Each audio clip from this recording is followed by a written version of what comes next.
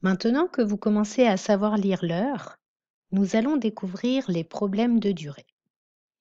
Une durée, c'est lorsque l'on mesure le temps que dure quelque chose. La durée d'une journée, la durée d'une séance de piscine, la durée d'un film. Il ne faut pas confondre l'heure et la durée. Ce n'est pas la même chose de dire le film commence à 2 heures et le film dure 2 heures.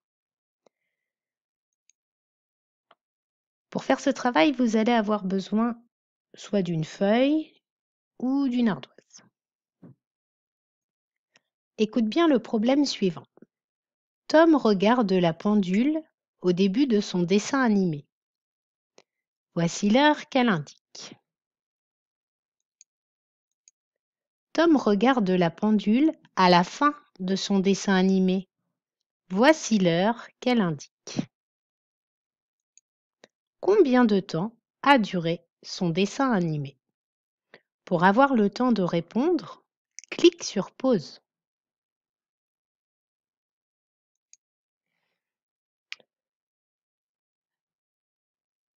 L'horloge du début du dessin animé indique 9 heures.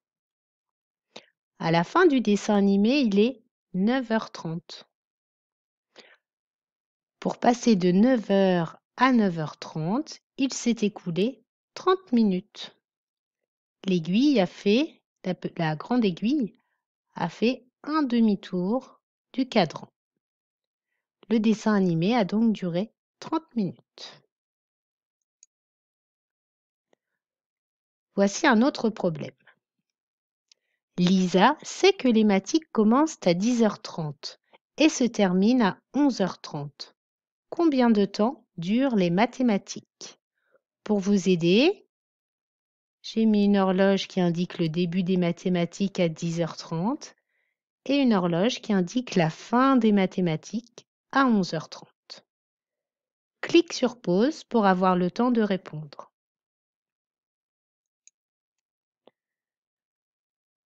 Les mathématiques commencent à 10h30 et se terminent à 11h30. Il s'est donc écoulé 1 heure.